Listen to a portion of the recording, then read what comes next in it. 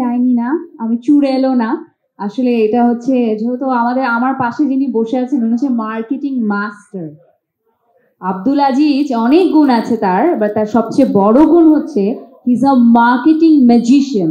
উনি জানে কি করলে কিভাবে করলে দর্শকের নজরে সেটা পড়বে।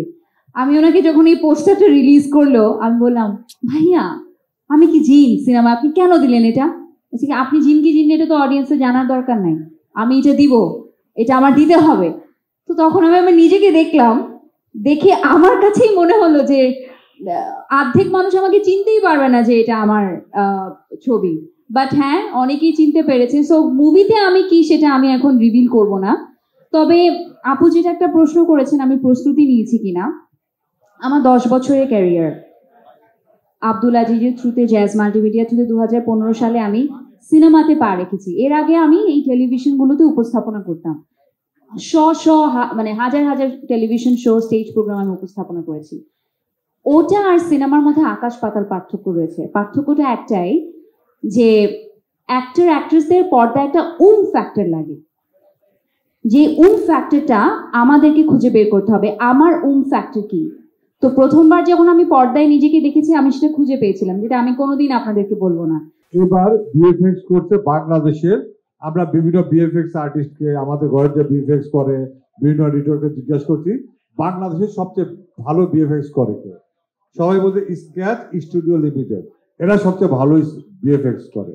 ওরা যত টাকা বলছে তার অর্ধেক টাকা আমি, অর্ধেকটা তার 40% টাকা আমি বাইরে অন্য জায়গায় বিএফএক্স পাইছিলাম, সেটা না করে তার 2.5 গুণ টাকা বেশি দিয়ে আমি স্ক্র্যাচকে দিছি। বিএফএক্স কেমন হবে আপনার দেখে জানাবেন।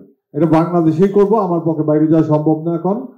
যখনই আমরা আসলে এই শুটিংটা করি, যখন জিন 1-এর শুটিং চলছিল এবং এখানের একটা জায়গায় জিন সুরাই পড়া হচ্ছিল এবং সেখানে আমাদের একজন লাইটের মানুষ ছিলেন, একজন সিনিয়র আর্টিস্ট, এবং সুইমিং পুলের সামনে আমরা ভিতরে শুট করছিলাম মনে আছে। এবং রাতের 2টা বাজে চাচা উনি সুইমিং পুলের ভিতরে পড়ে গেলেন এবং খুব বাজে অবস্থা, প্রায় মানে ওখানে ওনাকে অনেক কষ্ট করে ওখান থেকে তুলে নিয়ে আসা।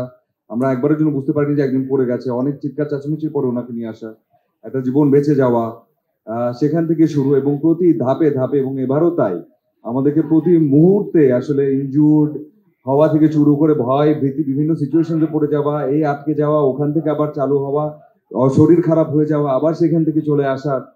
আজিজ ভাই স্ক্রিপ্ট লিখছেন, স্ক্রিপ্টে মাঝখানে হঠাৎ করে থেমে যাওয়া, অনেক হ্যাঁ হঠাৎ করে একটা সিন নাজিল হওয়া যে এই সিনটা দরকার, এটা করতে হবে, যদিও জোন শেষ, সেভাবে করে আবার আসা, মানে সব মিলিয়ে। এবং এভাবে করে যে এত সুন্দরভাবে আমরা আবারও আপনার হাতের সামনে আসতে পারছি, এটার পিছনে কৃতিত্ব আমি বারবার বলছি আপনাদের সবার দোয়া এবং ভালোবাসা। প্লিজ এভাবে আমাদেরকে ধরে রাখবেন, পাশে থাকবেন।